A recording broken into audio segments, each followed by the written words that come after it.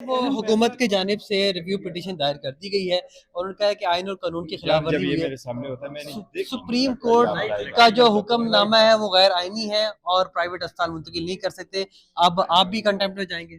دیکھو ہم obviously contempt میں ہم نے پریس کانفرنس کی اور ہم نے اعلان کیا ہوا کہ ہم بالکل ضرور کنٹمپٹ میں جائیں گے.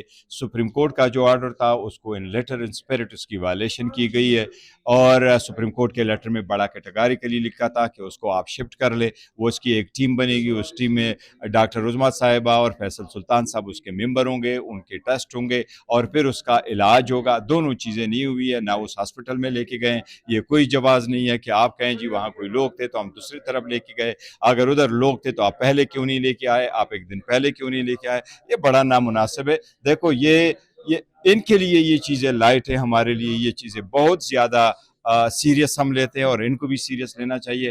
خان صاحب کے ہیلتھ کا ایشو ہے, ایک ایسے لیڈر کا جس کے ساتھ 90% پاکستان ہے, اور ہم تو یہ کوشش کر رہے ہیں کہ کچھ چیزیں ایسی ہو جس طرح نیشنل سیکیورٹی ہو, اسی طرح پولیٹیکل بھی کوئی ایسی چیز ہے جس کو ہم کراس اوور نہ صاحب نے کریں. دیکھا ہے کہ عمران خان صاحب کی بہنیں آج آپ دیدہ بھی ہوگی, ایموشنل مومنٹ تھے, دیکھو آپ کو ریسیو کیا گیا ہے تو آپ دوبارہ ان پہ یقین کریں گے؟ آپ کو میں کہہ رہا ہوں, دیکھو وہ تو ہم کوشش کر رہے ہیں, نہ صرف یہ کہ وہ اداس ہے, پورا پاکستان آج اداس ہے اور ہم سارے اداس ہیں, لیکن ہم پولیٹیکل پارٹی ہم سٹرگل کریں گے انشاءاللہ تعالی. ہم دوبارہ جائیں گے اور ہم یہ حاصل کریں گے انشاءاللہ.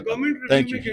انہوں نے کہا ہے کہ کوئی دوسرے قیدیوں کے لیے یہ مثال نہیں ہوگی. پھر نہیں دیکھو خان صاحب کا کیس عام قیدیوں والوں جیسا نہیں ہے. کون سا قیدی ہے جس کو آپ نے 10 مہینے تک آئسولیشن میں رکھا ہے؟ کسی کو بھی نہیں رکھنا چاہیے, اور سب کے لیے ایسا ہونا چاہیے. آفٹر آل ہیومن بینگ ہے, ایسا نہیں ہونا چاہیے.